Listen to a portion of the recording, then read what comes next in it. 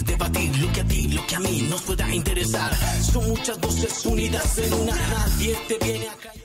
Hola a todos, bienvenidos, ya estamos subidos en el andén de Blue Radio, como ustedes saben, para que no atropellen la opinión. Gracias por acompañarnos a través de las estaciones de Blue Radio, en blueradio.com, en el mundo, a través también de Blue App. Y también les envío un saludo muy especial a los que nos siguen en el Facebook Live y en Noticias Caracol, ahora el primer canal de noticias digital en Colombia. La encuesta que publicó esta semana el Partido Verde, bueno, las encuestas que publicó el Partido Verde para definir qué hacían en las elecciones presidenciales del próximo año, dejaron más dudas que certezas, dejaron heridas abiertas, nuevas peleas, nuevas discusiones incluso con periodistas, y también la pregunta de si realmente, por cuenta de los resultados que favorecen a Gustavo Petro, pues es el gran ganador de estas encuestas, y si es a través de esa vía, pues el que tiene por lo menos un cupo asegurado en la segunda vuelta. Esto por cuenta de las elecciones generales de intención de voto, las encuestas generales de intención de voto que hemos conocido en las últimas semanas. Pues de eso vamos a hablar aquí unos minutos en el andén de Blue Radio para establecer eso, si Petro es el realmente ganador de esta encuesta, si se va a quedar con el Partido Verde, para dónde van los verdes que tienen una gran votación en Colombia.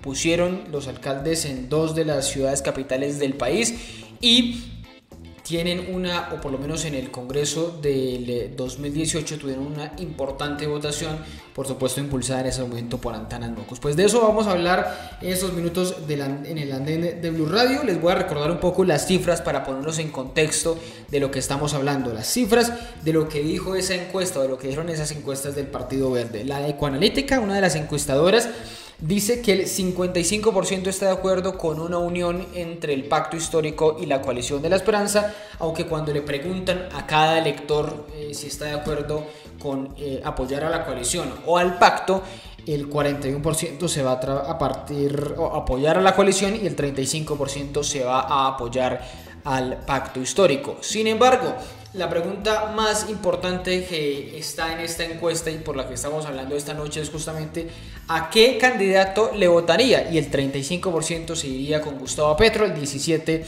con Sergio Fajardo, el 9% con Rodolfo Hernández, el 6.2% con Juan Manuel Galán y el 4.7% con Alejandro Gaviria. Les menciono hasta esa votación porque Alejandro Gaviria es para muchos el candidato de las personas o de algunas de las personas más fuertes del partido, como Angélica Lozano, Juanita Gobertos y bueno, de alguna manera la alcaldesa Claudia López, y aparece muy relegado en esta medición. En la medición que hace el Centro Nacional de Consultoría, el 67% dice que está de acuerdo con que se unan tanto el pacto histórico como la coalición de la esperanza, un 53% prefiere irse con la coalición de la esperanza, un 37% con el pacto histórico, y allí entre los candidatos presidenciales pues ya están más pegados Fajardo y Petro. Petro aparece con 27%, Fajardo con 22% y Alejandro Gaviria con un 8% en esta encuesta. Vamos a hablar de estos resultados de esta encuesta, de qué va a pasar con los verdes, de qué va a pasar con Petro, de cómo queda ahí también la discusión tan grande que tienen, la pelea grande casada que tienen el senador Petro y la alcaldesa Claudia López. Para eso están subidos aquí en el andén de Blue Radio y ya ustedes los están viendo. Andrés Hernández, está también subido Daniel Peña y también Marta Gredo, que se conecta aquí en unos minutos. Me acaba de decir que quiero preguntarle justamente cómo votó ella, porque fue una de las encuestadas. Acuérdense que una de estas mediciones, de una de estas encuestas, era para los elegidos en el Partido Verde y bueno, ya vamos a hablar de eso. Empiezo saludando a Daniel. Daniel, buenas noches, ¿qué tal va todo? Hola Ricardo, bien, un saludo para ti, para todos los oyentes del Andén Blue. Creo que es una etapa interesante para los que nos gusta la política, creo que se están moviendo muchos temas. Preferiría que obviamente se hablaran más de las necesidades que de los candidatos, pero indiscutiblemente en esta etapa preelectoral siempre surge la inquietud de hacia dónde se van a mover los partidos políticos. Creo que, adelantando un poquito, esta encuesta solo refleja que incluso el partido, por decirlo así, del momento, como tú bien lo decías, que puso alcalde en Bogotá, que tiene varios dirigentes locales, pues no tiene una gran afinidad. Esto demuestra también, obviamente, un vacío histórico de los partidos políticos, una falta de representatividad de los mismos, pero claro, indiscutiblemente a los que nos gusta la política, a los que nos apasiona el tema político y en general a todas las personas que deberían interesarte por estos temas, pues gusta ver que ya se decantan candidatos, se decantan posturas, gusta ver que ya la gente empieza a hablar de las elecciones. Daniel, pues si quiere hablemos, ya que empezó a dar respuestas, y ya saludo a Andrés, porque muy seguramente lo que usted dice es verdad. Aquí estamos hablando de cómo se acomodan, de cómo llegan a marzo los partidos políticos, que es, digamos, una fecha clave, y quizá entre marzo y mayo pues nos tendremos que meter de lleno, a profundidad y de forma acelerada, a hablar de ideas, de propuestas, de planteamientos, de diferencias ideológicas y demás. Pero como está esta encuesta, que es la encuesta de la centroizquierda, por decirlo así, de un sector de centro y de izquierda en el país, Petro asegura un paso segunda vuelta, arrebatándose gran parte del Partido Verde, como está demostrado en esta medición. Yo creo que es muy apresurado de tomar esa afirmación. Creo que si bien Gustavo Petro tiene una gran hinchada, por decirlo de alguna forma, dentro de los afines, que esto digamos es una figura muy difícil de caracterizar, tanto en la derecha como izquierda, porque el afín tiende a ser todo y nada, sí. ¿Cierto? Es sin duda alguna pues un referente, una de las personas pues que más ha estado en la palestra pública, ha estado muchas más veces en el tarjetón de los nombres que están ahí. Sin embargo, yo creo que acá hay que hacer una mezcla de preguntas que se hicieron en la encuesta. Y en la encuesta básicamente tienen dos preguntas que para mí me parecen claves. Una es: ¿usted estaría de acuerdo en unirse con la Coalición de la Esperanza o con el Pacto Histórico? Coalición de la Esperanza liderada por Sergio Fajardo, Pacto Histórico liderado por Gustavo Petro, en donde sí se muestra la necesidad, pero a la siguiente pregunta es: ¿usted a cuál de las dos le gustaría más que el Partido Verde o los afines al Partido Verde se movieran? Y en esa la respuesta es a la Coalición de la Esperanza. Luego pues la otra pregunta que es muy válida analizar es: si estos candidatos estuvieran en segunda vuelta, ¿por cuál votaría? Entonces, ahí hay dos factores que no me quedaron claros de la encuesta. Creo que es una encuesta difícil de leer por esas dos preguntas. Sí. Existe una polarización muy fuerte dentro de la centroizquierda, dentro del Partido Verde, dentro del Pacto Histórico, que no solo esta encuesta nos la muestra. Creo que los ataques entre Claudia López y Gustavo Petro fraccionan aún más esa posibilidad de unión. De ahí de antemano tenemos a los congresistas Cintia Asprilla, Angélica Lozano, Catherine Miranda, Juanita Gubertus, incluso apoyando a un nuevo candidato. Hay muchas fracciones, muchas fisuras, que entonces uno podría decir de la encuesta lo siguiente: el Partido Verde y los afines quieren unirse porque entienden la importancia de la coalición, pero eso no quiere decir que si al final llega Gustavo Petro, esos afines y ese Partido Verde vayan a apoyar la candidatura de Gustavo Petro. Esa es algo que hay que tener claro, con lo que la encuesta nos muestra indiscutiblemente, porque existe una afinidad más por la Coalición de la Esperanza que por el Pacto Histórico. Pero mucha gente que se siente identificada con ciertos líderes del Partido Verde que jamás votarían por Gustavo Petro. Y en esa radicalización del voto que usted tiene, vuelve a tener esa fractura histórica que ha tenido la izquierda en Colombia. Y que digamos que en la derecha se tiende a llegar a un consenso mucho más fácil, obviamente con sus problemas, con sus mecanismos internos, con sus disputas internas, pero creo que un proceso que incluso es el más largo que va a ser en estas elecciones, que es el primero que inicia, que es el de la izquierda, creo que va a generar unas fracturas que cuando se elija o cuando se tome una decisión no se van a unir todos. Y es el peor escenario para ello.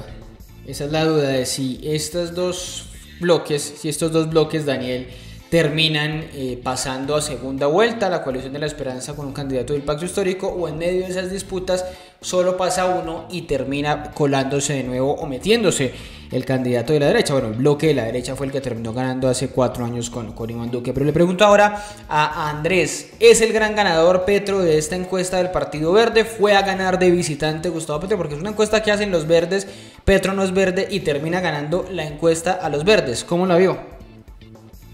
Hola Ricardo, Daniel, buenas noches para todos los oyentes. Pues es una encuesta que sí, en cierta forma da como vencedor a Petro, pero al mismo tiempo deja un sinsabor de ver que una encuesta hecha para los verdes fracciona aún más los verdes. O sea, ya sabíamos que habían dos grupos, uno el de Carlos Ramón y otro el del claudismo, por así si lo quisiéramos llamar. De alguna manera, sí. Pero esta encuesta fue como esa lanza que atravesó todo, porque se dejaron ver las fracturas internas que hay dentro del partido, unas fracturas muy graves, unas fracturas que van a terminar con la decisión del partido, eso es más que claro, yo creo que no hay vuelta atrás, el partido tomará la decisión de dividirse o darle la libertad a todos sus electores. Pero mire, lo interrumpo ahí un segundito, nos decía esta semana Angélica Lozano aquí en Mañanas Blue, va a haber quizá división o libertad, pero la decisión, la figura jurídica ya no la pueden hacer por tiempo, ya no pueden hacerlo del polo, así que eso va a ser un enredo gigante. Sí, y ella es la primera que ha estado promoviendo que se divida. Sí, me acuerdo, sí. Esa es como el tema ilógico de Angélica, que a veces caen unas imprecisiones bastante graves que dejan mal parado el partido. Hay una cosa que sí me llama la atención en una de las encuestas donde entrevistan a los electores, a los que fueron electos en las pasadas elecciones, pero no los encuestan a todos. Se supone que esto era para saber la opinión de todos y más en especial los 1.400 personas que fueron elegidas en las pasadas elecciones y de las cuales solamente pudieron encuestar a solo 450, si no estoy mal, si no me pierdo el dato. Entonces hay una incongruencia gigantísima en estas encuestas que obviamente nos deja un sabor de victoria, de ver que el Partido Verde no es como lo pintan muchas veces, sino que está totalmente fraccionado. Muchos quieren aliarse al pacto histórico, por mí no hay problema alguno, porque pues como siempre el Partido Verde viene de tener su personería del M19 y tiene una historia que siempre ha sido muy ligada a la figura de Gustavo Petro. Pero más allá de eso, lo que sí deja ver esta encuesta no es un ganador, lo que deja ver es una división enorme al interior de un partido que se supone que era fuerte, deja ver unas divisiones gigantísimas y una ambición de poder de algunos sectores dentro del mismo partido para poder quedarse con el mismo. Ahí está Angélica. Yo siempre he dicho que Angélica, a pesar de que fue mi amiga, porque ya ni me habla, hay que decirlo, hace más de 10 años que yo conozco a Angélica Lozano, ella es como el mico que va trepando a ver si encuentra bananas, pero si no encuentra se cambia de palo o se cambia de árbol. Esa es como siempre ha sido su figura, siempre ha sido su actuar. Entonces no me sorprende, la verdad.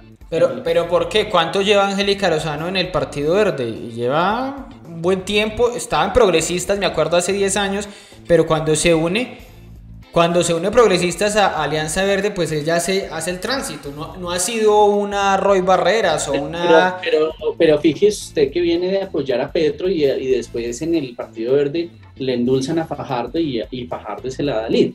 Entonces ayer claro, pero acuérdese que la influencia de Angélica Lozano en unas decisiones que están afectando al partido, que lo afectaron indudablemente, no solamente a Angélica, Claudia, todas sus decisiones los están afectando. Hay una división enorme que se viene presentando. Entonces yo creo que esta encuesta no es más que el resultado de un partido fraccionado, un partido dividido, que no tiene otra sino que buscar la libertad para sus electores. Bueno, llegó ya la electa del Partido Verde, la elegida, entonces la encuestada además. Entonces quiero empezar preguntándole a Marta ahí cómo fue esta encuesta. Les preguntaron a todos, porque Andrés estaba mencionando allí que no los encuestaron a todos los elegidos, que hubo un subregistro allí, pero usted me había dicho que sí la habían encuestado. Marta, buenas noches. ¿Cómo fue esa encuesta? Hola, bueno, muy buenas noches para todos y para todas. Buenas noches, bueno, a todos los que nos están escuchando, Andrés, Daniel. Bueno, decirles, bueno, definitivamente el proceso de la encuesta fue un proceso bastante complejo porque, digamos, sucedieron varias cosas. La primera, que varios de los candidatos estaban haciendo consultas propias. Entonces, por ejemplo, Amaya, el senador, la senadora Sandra, bueno, ellos armaron un combo y ese combo estaba haciendo también una encuesta para definir quién iba a ser el candidato de ellos y eliminar como los otros dos. Entonces, ellos hicieron la encuesta, Camilo también estaba haciendo como un pequeño sondeo, bueno, y entonces digamos que ahí también se presentaron varias confusiones. ¿Por qué? Porque cuando llamaban un electo, finalmente a mí me pasó. Entonces me llamaron primero, entonces ya al final, a la última encuesta que me llamaron, yo dije, venga, pero ¿cómo así? ¿Usted quién es? ¿De dónde es que me están llamando? Entonces ya me dijeron, no, somos la encuesta tal, la encuesta que se hace del partido, y ahí ya me di cuenta que esa finalmente sí era la encuesta que estaba haciendo el partido para determinar si estábamos en la coalición de la esperanza o el tema del pacto histórico, si se ratificaba la decisión de la dirección nacional tomada en meses pasados. Pero hay unos, como yo, que todavía seguimos esperando que tengamos como Alianza Verde un candidato propio, un candidato o una candidata nuestra, ¿sí? Nuestro. ¿Por qué? Pues porque eso es lo que teníamos pensado pero desde los candidatos, pero Marta, los candidatos de Alianza Verde, con todo el respeto y también con toda la consideración, Amaya, Romero, la senadora Ortiz, ¿sí tienen alguna posibilidad de llegar a algún lado? Porque estamos viendo, como dicen algunos, generales y coroneles. O sea, vemos a Fajardo, vemos a Alejandro Gaviria, vemos a Petro y vemos muy relegados en todas las encuestas a los demás. Sí, pero precisamente ahí tiene también responsabilidad el partido. ¿Y por qué tiene responsabilidad el partido? Porque nosotros y nosotras, electos, militantes, miembros de la Dirección Nacional, miembros del Comité Ejecutivo, que hemos venido diciendo que si no posicionamos un candidato nuestro, pues a tiempo, pues evidentemente no van a tener buenos resultados. Entonces nuestros candidatos y candidatas, ya ahorita quedan 2 o 3 candidatos, pues están haciendo unos esfuerzos enormes recorriendo las regiones, visitando a los electos. De hecho, el día de hoy está aquí en la ciudad de Popayán Carlos Amaya. Entonces, están haciendo unos esfuerzos enormes, pero si el partido no reconoce un candidato nuestro, pues ese esfuerzo que ellos van a tener pues va a ser un esfuerzo necesario, o sea, insuficiente para poder empezar a sonar como el candidato verde. ¿Usted cómo votó en el tema de la coalición? ¿Coalición o pacto? ¿Usted cómo votó? ¿Coalición o pacto? Yo voté por la decisión de la dirección y es precisamente tener un candidato verde inicialmente, sí. Y con este candidato verde pues jugarnos la primera vuelta. Y ya una vez jugada la primera vuelta, pues vamos todos los alternativos, que esa fue la ¿Usted no votó por la coalición nacional, que votamos todos y así lo votamos todos? Inti, Juanita, Catherine, sí, todos. Pero quiero entender un poquito esa decisión, o cuál fue su opción, porque había una que era coalición, otra pacto y otro ninguno. ¿Usted votó por ninguno, por no irse con ninguno de los dos? Nosotros, digamos que hay que entender, digamos, también el porqué de esta encuesta.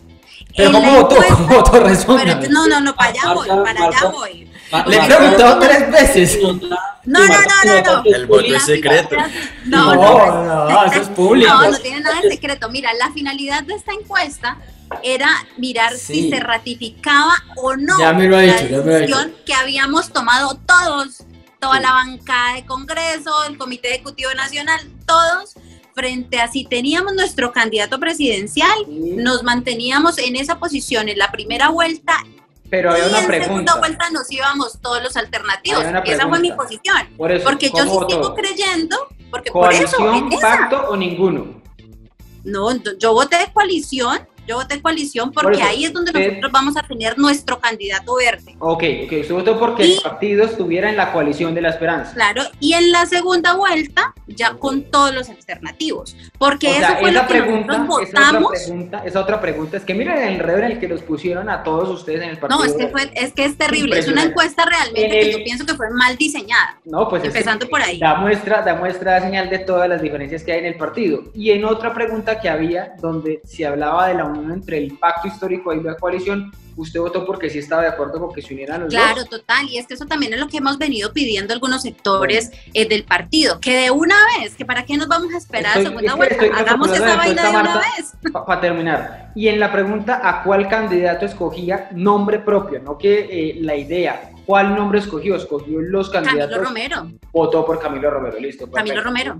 Camilo Romero era la opción de verdad, porque ahí estaba abierta toda la encuesta y termina ganando Petro esas encuestas dentro del Partido Verde, aunque la suya, la de los electos, la termina ganando Carlos Amaya. Pero para hacerle la pregunta muy rápida que le había hecho a Carlos y a Andrés, a Andrés y a Daniel.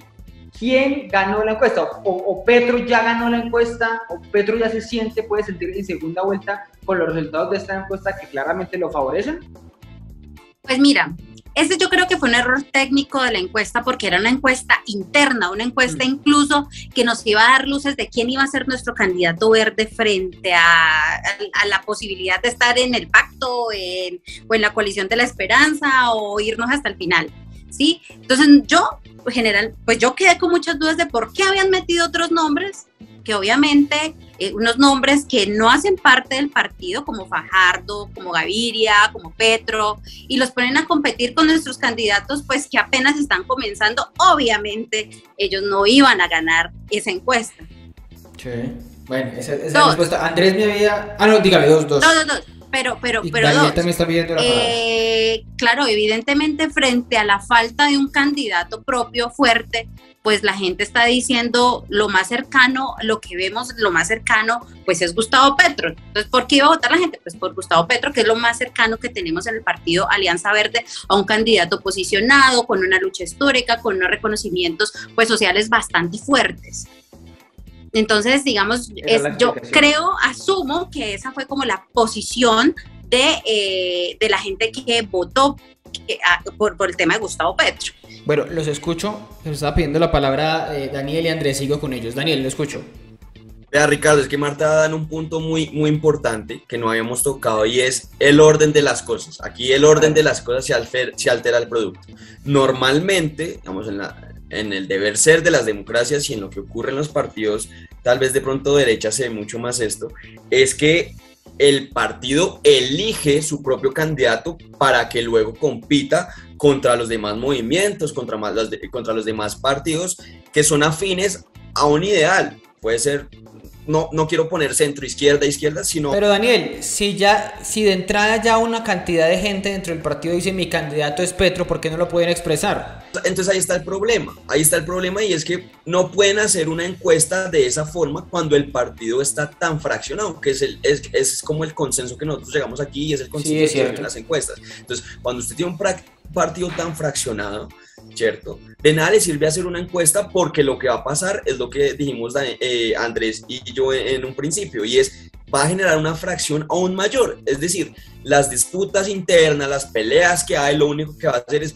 reflejarlas en una cifra. Y eso es lo que ocurrió, que es totalmente nefasto para el Partido Verde. Es como si ellos se hubieran apuntado al pie y se hubieran disparado durísimo. Y acá son temas de personalismos muy duros, que muchas veces se le recargan a la derecha y a la centroderecha, pero en la izquierda hay personalismos extremadamente difíciles, como es Gustavo Petro, como es Claudia López, como es Angélica Lozano, que están rompiendo esa pequeña unidad que hubo. Yo me acuerdo, Ricardo, mientras que hablaba Marta, de algo muy singular que pasó, y es que en la segunda vuelta, en el 2018, si no estoy mal, a Petro le hicieron firmar casi que unas piedras para poder sí, al menos apoyarlo. Esas, las tablas López, estas. Claudia López. Y creo que ahí no está el construir y el trabajar juntos y el discurso muy bonito, pero usted me tiene que cumplir esto y esto y esto. Obviamente hay unos compromisos, obviamente hay que cumplir ciertos criterios para que uno reciba el apoyo, en especial cuando no hay confianza. Lo que demuestra simple y sencillamente la encuesta, lo que pasó en 2018 con esto que lo pusieron a firmar, lo que genera Angélica Lozano con el tema de las encuestas, lo que genera Intias Fiji, es que no hay confianza, y cuando no hay confianza, la decisión que se toma no queda en firme. Daniel, es que ya son muy diferentes en la coalición, en el Partido Verde ya son muy diferentes, y pues algunos tendrán que coger hacia la coalición de la esperanza y otros hacia el pacto histórico, hacia Colombia Humana, hacia el petrismo como tal, que es, digamos, el destino que seguramente tendrán. Andrés, ¿qué me quería hablar? Sí, un poco como ligado a lo que dice Daniel, que tiene razón en una forma. Yo creo que el problema enorme que tiene el Partido Verde en estos momentos es que ellos se saltaron de elegir su propio candidato antes de ir a disputarse si hacen parte o no de alguna coalición, o si por el contrario van al pacto histórico. Ese es un error enorme porque muchos de sus líderes en estos casos ya tenían candidato. Vemos a Juanita apoyando férreamente a Alejandro Gaviria, vemos a otros que Fajardo. Entonces se olvidaron de su propio partido, empezaron a pescar en río revuelto a ver cuál les funcionaba mejor, y ahora lo que tienen es un partido totalmente... Pero Andrés, la misma pregunta que le hacía Marta, ¿usted le veía algún futuro a los candidatos internos del Partido Verde? Si usted no les ve futuro, ni siquiera porque no les han hecho campaña, nada, es que hace rato estaba clarísimo que había dos candidatos muy fuertes llamados Petro y Fajardo, y se coló otro que es Alejandro Gaviria, y ya. Pero Ricardo, si usted se pone a pensar, eso es parte de la desunión y de la fractura interna de un partido, porque si ellos quisieran, suben a Maya, si ellos quisieran, suben a Camilo Romero. Esto es falta de coherencia política por parte de un partido político que se supone que era grande y estructurado, y creo que es una de las fuerzas más grandes en el Congreso. Les quedó grande tomar sus propias decisiones internas y ahora en río revuelto tratando de solucionar una fractura enorme que los va a llevar a la desaparición del partido. Sí, eso es verdad lo que usted estaba mencionando, la decisión que seguramente quedará en el Partido Verde en la práctica, no en los estatutos, porque va a seguir existiendo un Partido Verde, lo que sea, pero en la práctica eso va a quedar completamente dividido. Pero Andrés, subían a Romero, subían a Maya, subían al que fuera, sí tenía fuerza un candidato como ellos, se lo repito, que no tiene la fuerza, el reconocimiento en el país, la intención de voto en las encuestas por ningún lado. Ricardo, o sea, parece más alta que Ricardo. No importa si el candidato tenga o no tenga fuerza. Lo que importa es que hubo coherencia entre un partido para elegir su propio candidato y disputarse con nosotros. Eso no lo tienen ahorita. Ahorita inflaron a Maya, dejaron tirado a Camilo Romero, que le hacen el feo para todo, perdón que se los diga, pero es así. Camilo Romero habla y es malo, todo es malo porque es Camilo Romero. Pues porque es petrista, porque lo ven como un petrista. Entonces no tienen una coherencia política para decir, ese es nuestro candidato y estas son nuestras bases para nosotros, sea con la coalición, sea con el pacto histórico, o simplemente que vayan solos a primera vuelta. No la tienen y no la van a tener. Ya ahorita están pensando en aliarse ya en la coalición y apoyar el que salga de la coalición, que será, me imagino, Alejandro Gaviria, que la verdad no ha tenido ni ha salido, digo yo, de su zona de confort. Entonces están perdidos en estos momentos si van a tomar una decisión. Primero, que deben organizarse ellos internamente, solucionar todas esas fracturas que tienen, porque si no, están totalmente perdidos. Pero me toca irme despidiendo con cada uno, pero escuchaba a Marta que me quería decir algo sobre los candidatos. Definitivamente también en la elección de un candidato verde, pues que un partido ponga a sonar el nombre de un candidato, lo posicione, pues eso definitivamente ayuda mucho. Pero aquí no lo hemos hecho hasta el momento. Estamos esperando y sectores, como te digo, como el mío y muchos jóvenes estamos esperando que por fin el partido pueda tomar la decisión de tener un candidato propio, un candidato verde y poder posicionar, hacer campaña con ese candidato en todo el país. Entonces, para poder avanzar con esa candidatura verde, yo definitivamente voy a seguir insistiendo hasta el momento que pueda de que tenemos que tomar la decisión sin miedo de tener un candidato verde que nos represente a todos y todas. ¿No les dice algo a ustedes que a los simpatizantes, ni estoy hablando de los elegidos que votaron diferente, a los simpatizantes, a los que se identifican verde, ningún candidato verde aparece cerca? Aparece Petro, aparece Fajardo, aparece Rodolfo Hernández Galán. Pues es obvio, pues es obvio, si ni siquiera el partido los está posicionando. No, pero si ni siquiera el partido, ni a Maya, ni a Camilo, ni a Sandra, Rodolfo Hernández aparece, Rodolfo Hernández antes que cualquier otro. Pero por supuesto, pero eso también hace parte de una estrategia de partido de poder posicionar a sus candidatos, de poder decir, aquí está mi candidato y este es el candidato del partido. 6 meses para las elecciones, aquí lo que había que elegir ya cuál es el que tiene opciones. Yo conozco elecciones incluso a nivel mundial que se han ganado en los últimos 3 meses. Bueno, Iván Duque. Y aquí lo vivimos, Iván Duque no lo conocía nadie, pero bueno, interior en el partido no lo conocía y ganó la presidencia. Pero hay no sí un proceso democrático interno. Ustedes no tienen un dedazo como el de Uribe, eso sí, pues no digamos nada. Pero la ganó. Daniel, ¿me iba a decir algo para despedirnos? Para no No, que vea que esa es la diferencia, y el ejemplo de Iván Duque es perfecto. Hace 4 años, por ejemplo, yo estaba con otro candidato y del Centro Democrático sale Iván Duque, después nos vamos a una consulta con Marta Lucía y Alejandro Ordóñez, la gana el partido. Ya, es que creo que esa es la gran diferencia, cuando en la derecha se elige una persona, se le apoya y se le coge institucionalmente, se carga la maleta. Exactamente, se le carga la maleta. Obviamente uno es más afín a uno que a otro, que eso no hace que uno rechace a uno a otro, cosa que sí sucede en la izquierda. Y ahí arranca el rompimiento. Pero es que aquí es simplemente el meme. ¿Han visto el meme del man con la novia, que el man voltea a mirar para otro lado, a la otra? Así están en el Partido Verde, o sea, están mirando a Petro, están coqueteando es con Petro, estando dentro del Partido Verde, y eso pues ya está muy definido. Eso se debe Andrés, a la para cerrar. desorganización del partido. Cuando usted no ve una cabeza visible en su partido, pues busca otras. Eso es No, así. eso se llama, eso también puede ser, pero eso se llama quién es el candidato que los atrae, que los identifica. Y como hay gente de centro, pues hay gente que se identifica con Gustavo Petro, y como hay gente de izquierda, con Sergio Fajardo, y como hay gente de izquierda se identifica con Gustavo Petro. No hay posibilidades para los otros candidatos. Ricardo, hay un dato de la encuesta que Bueno, no hay que dejar dígame. de lado. Muchos del Partido Verde, creo que el 20%, si no estoy mal, se me olvidó ahorita, se identifican como de derecha. Sí, vi ese dato. Entonces es algo absurdo porque estamos jugando entre todos. Pues, imagínese. Usted habla de memes y de una vez se me viene a la cabeza ese de Spider-Man, los tres Spider-Man. Sí. ¿Quién? Por ejemplo, ese dato es un dato que cuando yo lo vi yo me quedé, pero usted le pregunta a una señora como Lucía Bastidas, una concejal como Lucía Bastidas, pues ¿de qué es? ¿Qué es peñalosista? Pues de derecha. Por eso.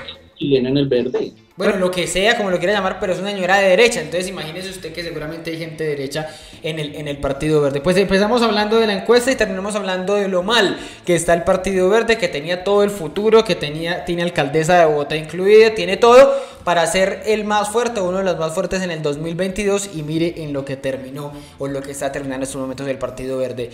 A Marta, un fuerte abrazo allá en Popayán, a Andrés, a Daniel también un fuerte abrazo, nos estaremos viendo y hablando pronto. De ustedes también muchas gracias por acompañarnos en estos minutos del andén de Blue Radio. Ya seguimos hablando más para que no atropellen la opinión. Si ustedes los jóvenes no asumen la dirección de su propio país, nadie va a venir a salvárselo, nadie. Súbete al andén que no atropellen tu opinión.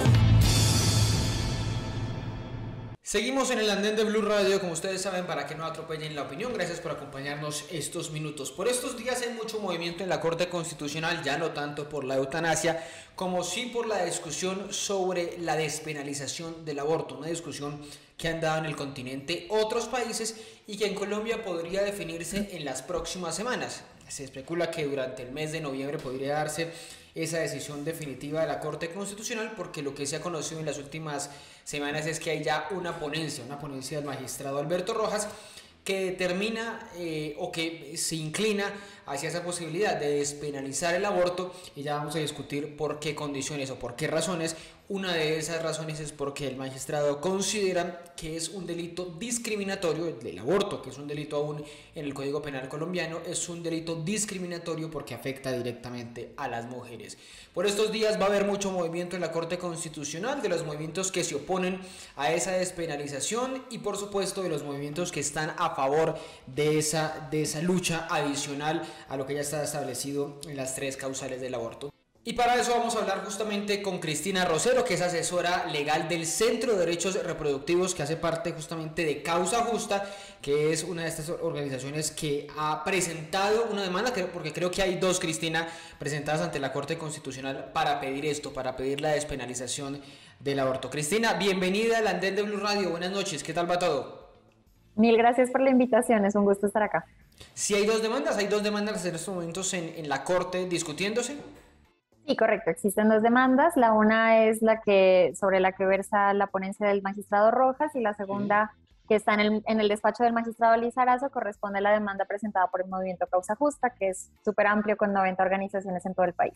Bueno, ya me cuenta todo ese detalle de Causa Justa, pero quisiera empezar preguntándole por qué es necesario dar este nuevo paso, por qué es necesario despenalizar el aborto, cuando muchos nos habíamos quedado en la discusión. Bueno, están habilitadas las 3 causales que estableció la misma Corte Constitucional, incluso algunos en la Corte dicen, no, eso es cosa juzgada, no hay que meternos más en el aborto, que lo que vaya a hacer lo haga el Congreso de la República. ¿Por qué la Corte debe dar entonces este paso siguiente? Bueno, desde el movimiento Causa Justa, como te contaba, somos un movimiento de más de 90 organizaciones en todo el país, más de 134 activistas, y somos organizaciones que venimos desde hace mucho tiempo trabajando en la implementación de la sentencia C-355, específico, por supuesto reconocemos que el paso que dio la Corte en el 2006 es absolutamente importante y que era un paso muy necesario para la libertad y la autonomía de las mujeres y las niñas, pero lo que hemos notado es que 15 años después de haber intentado implementar esta sentencia, todavía las barreras son estructurales y son muy grandes, y la gran mayoría de estas se derivan del estigma que procede de la criminalización que todavía persiste por fuera de las causales. Nos hemos dado cuenta con la evidencia, no solamente de aquí, sino pues mundial, primero que el delito de aborto no hace nada para evitar que ocurra, los abortos siguen ocurriendo, y lo que es más peligroso, siguen ocurriendo por fuera del sistema de salud o por fuera de condiciones inseguras, lo que significa que todavía tenemos una mortalidad materna muy alta asociada a los procedimientos realizados en condiciones inseguras.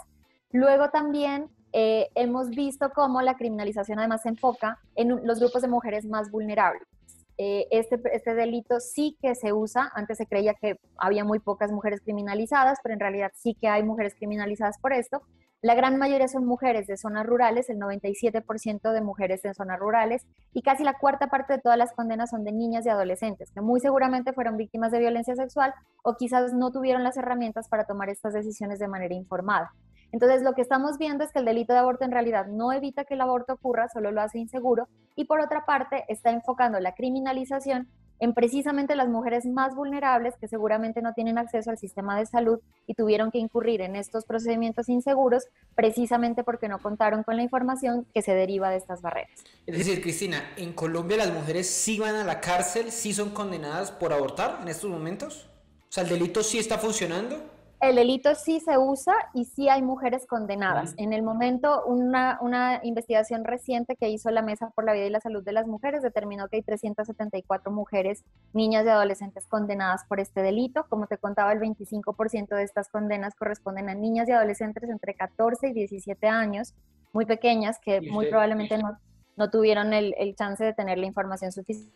Es que eso me llama la atención, de eso que usted está mencionando, Cristina, del caso de niñas, jóvenes, adolescentes que muy seguramente fueron víctimas de algún tipo de violencia sexual. Si fueron víctimas de abuso, de violencia sexual, no cabría, o sea, no les habilitan la causal que estableció la misma Corte Constitucional en el 2006. ¿Por qué termina siendo un delito? Precisamente esa es una forma en la que se muestra por qué el delito sigue haciendo muy difícil la implementación de la sentencia. Es que la gran mayoría de los casos en los cuales hay condena muy probablemente caben dentro de las causales, porque las causales de hecho son bastante amplias en Colombia. El problema es que el estigma derivado de que todavía hay algunos casos incorporados por fuera de las causales en el delito de aborto, como en el Código Penal, hace que muchos prestadores de los servicios no tengan claridad sobre cuáles son las causales y denuncien a sus propias pacientes, creándoles estos procesos penales. En el caso del estudio que te comento sobre criminalización, se logró determinar que el 71% del total de casos que fueron llegados a denuncia por abortos consentidos correspondían a casos en los cuales un o una profesional de la salud que atendió a esta persona fue quien la denunció, rompiendo el secreto profesional, lo cual en teoría no debería ocurrir.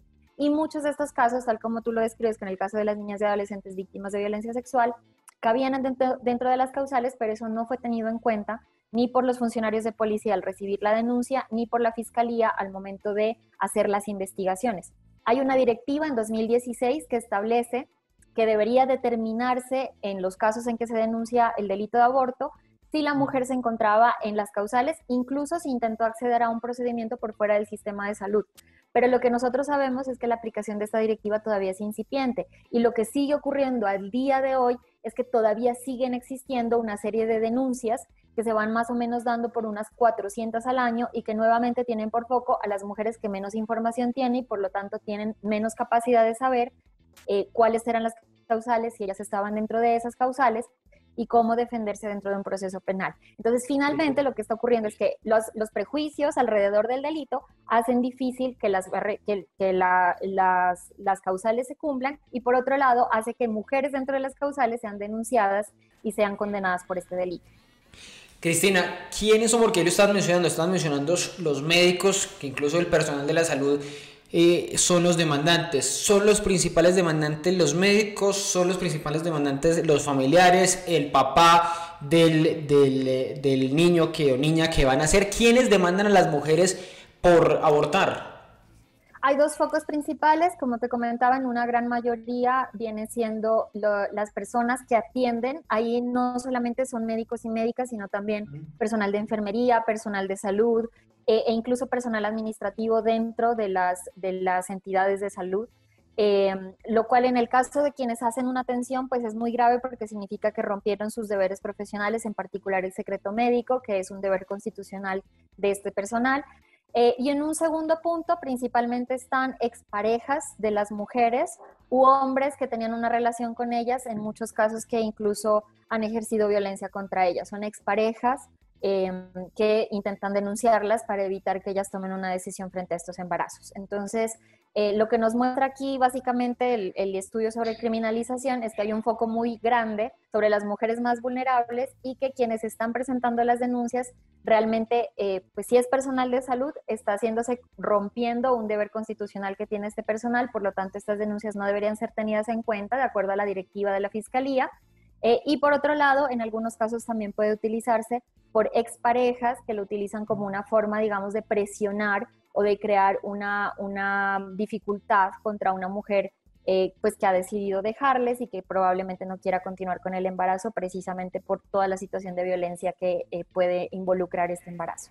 Cristina, quienes se oponen a esta posibilidad que puede abrir la Corte Constitucional dicen es que se va a volver un deporte abortar en el país, cualquiera lo va a hacer bajo cualquier condición, ya no va a haber penalización. ¿Es así? ¿Va a ser ya tan fácil abortar en cualquier momento, bajo cualquier posibilidad, bajo cualquier causal? No va a haber policía, no va a haber fiscalía encima de las mujeres, entonces ¿va a ser un deporte abortar? Pues por supuesto que no, y de hecho nosotros nos apoyamos no solamente en lo que conocemos por experiencia, sino también en las experiencias comparadas. En países donde se ha dado la despenalización no hay un incremento exponencial del número de abortos que se practican. La diferencia que ocurre es que dejan de ocurrir de forma clandestina en condiciones inseguras y se trasladan más bien al sistema de salud con un acompañamiento médico que empieza a disminuir de manera exponencial la mortalidad materna asociada a estos procedimientos inseguros.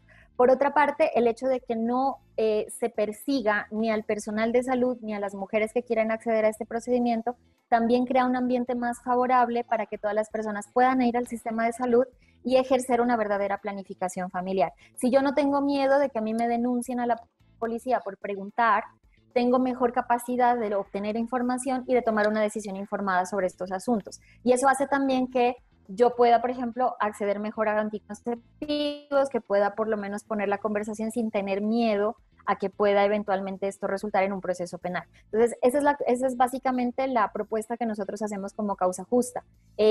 Lo que queremos es que, por un lado, esto se regule por el sistema de salud, que se entienda como un derecho, que ya se entiende así en el caso de las tres causales, que se entienda como un derecho fundamental que necesita una regulación y cómo debe proveerse este servicio, pero no que se use la amenaza penal para que las mujeres tengan una limitación en su autonomía, sino que todas las personas tengamos la información suficiente y tomamos decisiones sobre nuestra reproducción de una manera responsable y con toda la información disponible. Pero esa decisión va a tener unos límites, Cristina, hasta alguna semana, porque digamos que desde lo jurídico, que yo sé que es lo que usted maneja, pues una persona hasta que no nace, o un feto hasta que no nace, pues no es un ciudadano con plenitud de derechos, pero usted también entiende seguramente en las discusiones que ha dado sobre aborto que hay un ser ahí que siente en el vientre de las mujeres y que hay unas condiciones entre una semana y otra pues que cambian la percepción de cuándo realizar una interrupción voluntaria del embarazo. ¿Ese límite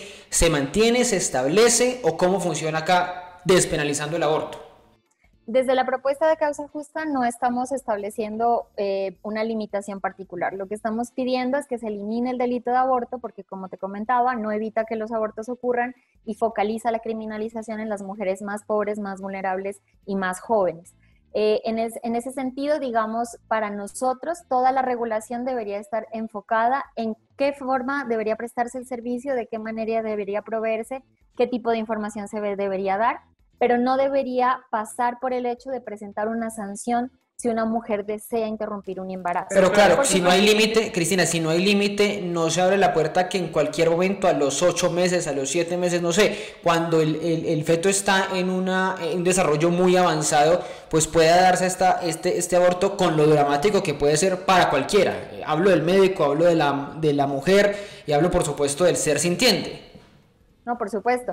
Es decir, no desconocemos que esa sería una posibilidad, pero las experiencias comparadas también muestran otro punto muy importante, y es que la gran mayoría de las interrupciones del embarazo usualmente se realizan en los primeros meses del embarazo.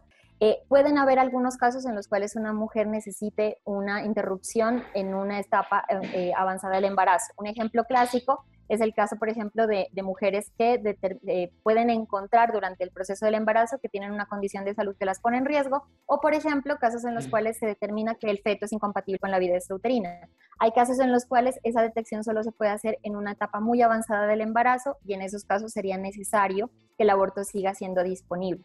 Pero como te comentaba, la gran mayoría de estos casos que llegan a esos puntos son casos excepcionales, y son casos en los cuales hubo una serie de factores que impidieron que esta mujer pueda tomar la decisión anteriormente.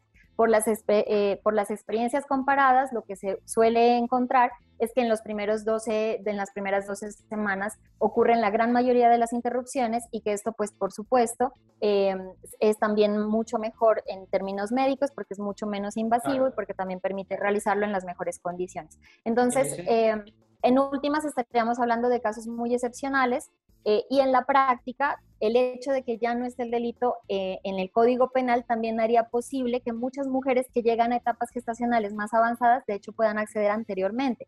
Porque los casos en los que hemos encontrado estas demoras es precisamente porque llevan 7, 8, 9 semanas en el sistema de salud intentando que les hagan la interrupción, cuando pudieron habérsela realizado en los primeros trimestres sin ningún tipo de complicaciones. Cristina, si estamos más allá de los 12 meses, de las 12 semanas, y pasamos las 12 semanas en un embarazo, y una mujer por deseo, porque se arrepintió de tener el hijo, por condiciones mentales, porque no se siente capaz de ser madre, porque no quiere ser obligada, como muchas veces dicen, a ser madre, decide por esa necesidad, por esa decisión de interrumpir su embarazo, ¿qué debe primar? ¿La decisión de la mujer o la vida o la vida que ella lleva en su vientre? Porque esa es la discusión que hay. Yo sé, la discusión que hay es que no es un ciudadano, pero sí hay una vida allí. ¿Cómo sopesar esos derechos?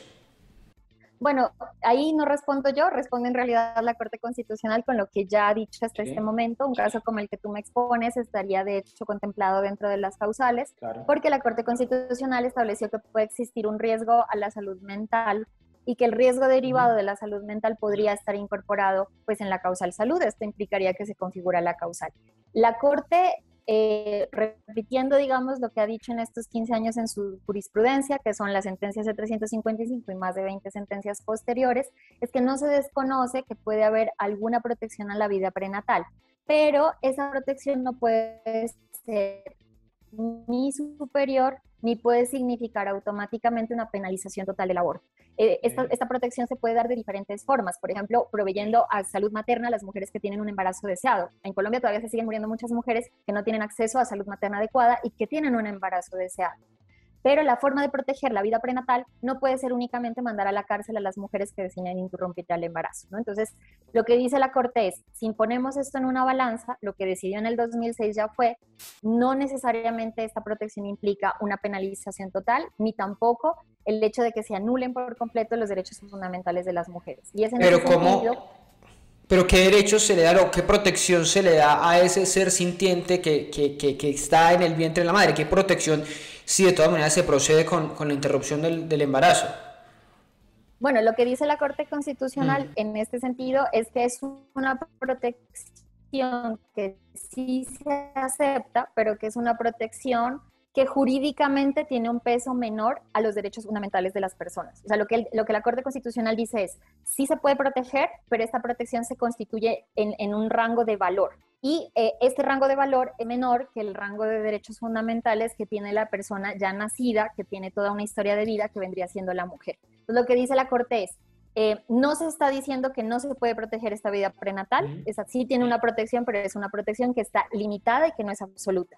Y la limitación de esta protección está dada precisamente por los derechos fundamentales de las mujeres. Esto significa que si tenemos que estar ante una discusión sobre cómo se balancea, claramente tendría que irse a favor de los derechos de las mujeres. Entonces, la Corte, digamos, no ha negado que puede existir algún tipo de protección, pero lo que ha dejado claro en estos 15 años de jurisprudencia es que esa protección no puede significar necesariamente la penalización, de hecho la criminalización por vía penal del aborto, ni tampoco la anulación de los derechos de las mujeres en estos casos. Cristina, ¿usted por qué cree que en Colombia este tema sigue siendo tan difícil, tan tabú, tan polémico, que les caen encima a ustedes, les dicen asesinas a las mujeres que están a favor del aborto, que hay una organización que se llama, o bueno, una bancada en el Congreso que se llama Provida y da a entender que los otros son pro muerte, o quienes promueven la eutanasia y en este caso el aborto son pro muerte? ¿Esto es por machismo? ¿Esto es por religión? ¿Es una mezcla de las dos cosas? Esas dos cosas tan arraigadas en nuestra cultura, lamentablemente tengo que decirlo, muchas cuestiones religiosas y mucho machismo en nuestra cultura. ¿Qué pesa más o las dos pesan igual? ¿Qué lleva a esa situación que las mantiene a ustedes, las mujeres que promueven el aborto, que están de acuerdo con el aborto más que eso, entre la espada y la pared? Pues sí, yo creo que precisamente el hecho de que existe culturalmente una serie de tradiciones que ubican, bueno, y que son de muchos tipos, ¿no? Culturales, religiosas, son variadas. Y estas tradiciones lo que hacen es ubicar usualmente a las mujeres en un rol únicamente de cuidadoras o de madres, y que tienden a creer que la única forma de realización personal que queda para las mujeres es la maternidad. Y todo aquello que se salga de ese mandato, pues es algo reprochable, es algo que no se puede aceptar, etcétera. Lo que para nosotros también es claro es que dar estas conversaciones, conversar sobre esto, hablar de la importancia de la autonomía de las mujeres, precisamente ha permitido dar pasos, avanzarlos, ¿no? Y el problema que se presenta precisamente es que esta serie de convicciones que son bastante específicas sobre cuál debería ser el rol de la mujer en la sociedad, pues en últimas han quedado expresadas en un delito de aborto que queda en el Código Penal y terminan por condenar a la cárcel a cualquier otro que no esté de acuerdo con esa perspectiva. De hecho, la demanda de causa justa también habla de la libertad de conciencia, y lo que expone es que poner el delito de aborto en el Código Penal lo que hace es que el Estado asuma una posición con una convicción o con unas perspectivas específicas a una forma de conciencia específica. Y lo que hace esto es desconocer el Estado laico, porque pueden haber otras personas, como por ejemplo las que pertenecemos al movimiento de causa justa, que no compartimos que el aborto siempre debe verse como algo totalmente reprochable, sino más bien como un acto que se necesita en algunos casos precisamente para proteger la autonomía y el proyecto de vida de las mujeres. Para nosotros esta puesta en esta conversación es darle valor al proyecto de vida de las mujeres, entender que sí es válido que las mujeres puedan tomar este tipo de decisiones y que somos suficientemente maduras, responsables, y que tenemos una serie de principios que nos van a permitir tomar estas decisiones de la manera más adecuada, pero solamente si todo esto se saca de las barreras del derecho penal y más bien lo tenemos como una conversación dentro de la sociedad sobre cómo deberíamos ejercer nuestra salud sexual y reproductiva y cómo deberíamos tomar decisiones sobre nuestro proyecto de vida. Cristina, ¿usted tiene hijos? No, no tengo hijos. ¿Y quiere tener hijos en algún momento? En algún momento quisiera tener hijos. ¿Cuántos hijos quiere tener? No lo tengo claro, es algo que iré desarrollando conforme avance mi vida, sí. ¿Y de qué depende? Porque es que en nuestra generación, en las generaciones más jóvenes, cada vez hay menos interés por tener hijos. Y usted cuando hablaba ahorita, le hago la pregunta porque usted hablaba del proyecto de vida de las mujeres, hablaba de esa idea de que las mujeres no se sigan viendo como cuidadoras, como simplemente que están en ese rol de que su proyecto es madre.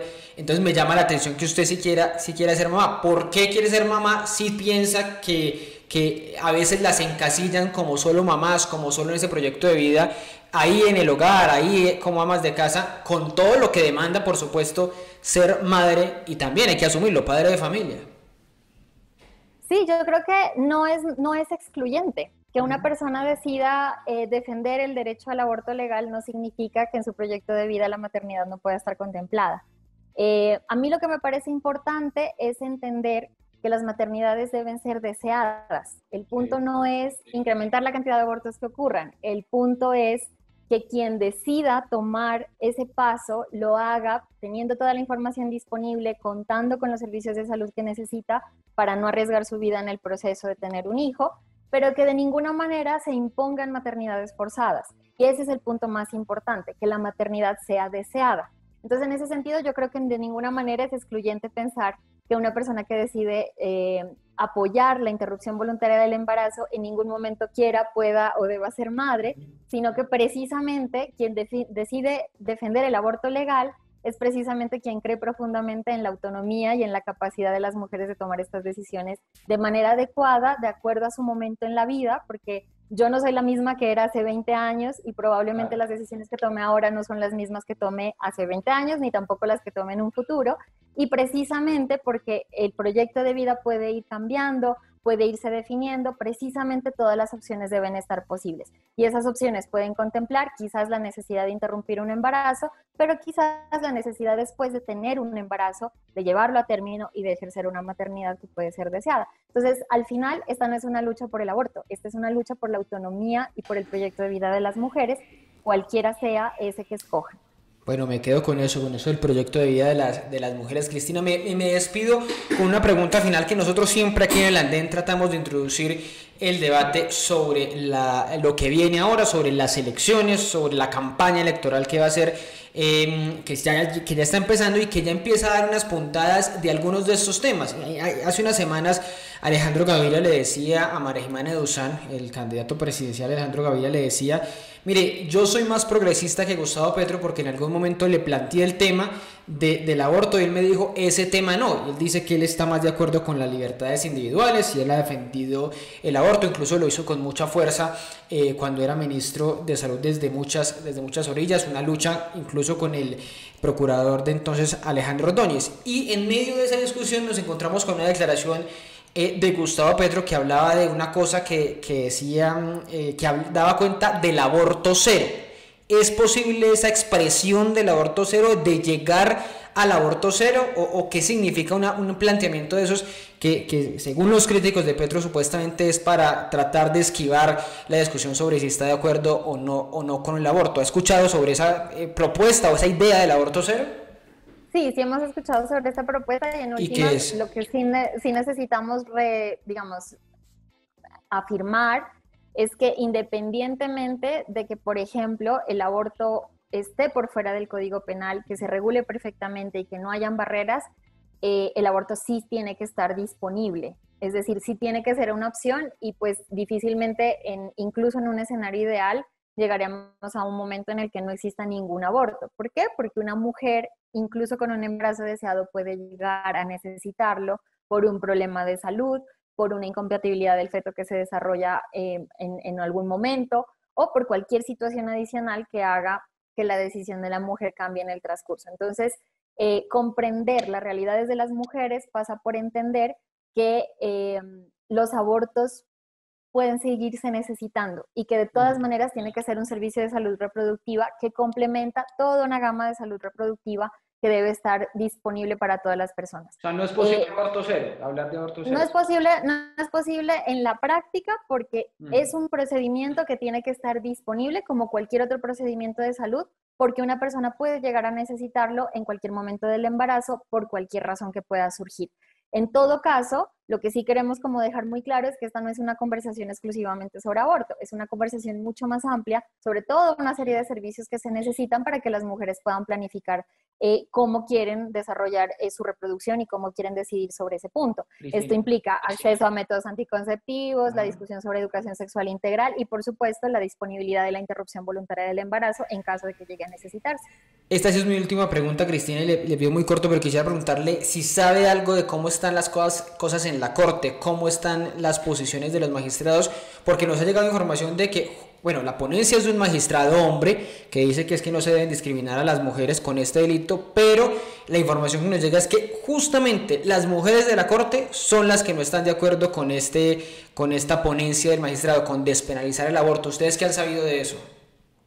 Bueno, tenemos la misma información que se conoce públicamente y es más o menos las posiciones de cómo se encuentran los magistrados en este momento. Creemos que es una buena señal que el magistrado Rojas haya tenido en cuenta muchos argumentos que hemos puesto públicamente desde Causa Justa en su ponencia, pero también, digamos, tenemos la confianza de que dentro del proceso de Causa Justa hemos incorporado múltiples argumentos. Hay más de 114 opiniones de expertos y expertas internacionales que han apoyado la posición de Causa Justa de sacar el delito de aborto del Código Penal, y también confiamos en que las magistradas, particularmente la magistrada Fajardo y la magistrada Ortiz, han tenido decisiones muy favorables con perspectiva de género a través de estos años. Entonces confiamos en que ellas van a sopesar todos estos argumentos y van a tomar la decisión, la mejor decisión posible dentro de las posibilidades. Nosotros tenemos fe en que la Corte Constitucional pues haga una buena revisión de estos argumentos y confiamos en que hemos presentado toda la información y la mejor información posible para que la Corte tome la mejor decisión.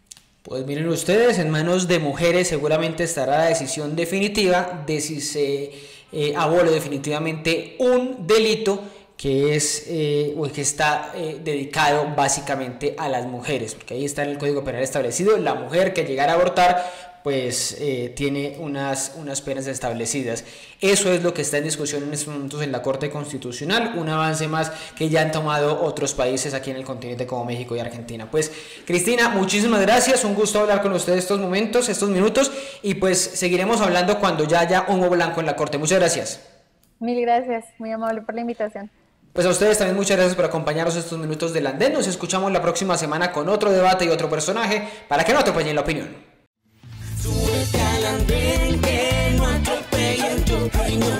Súbete al andén, que no atropellen tu opinión. Aquí tú podrás compartir, debatir lo que a ti, lo que a mí nos pueda interesar. Son muchas voces unidas en una, nadie te viene a callar.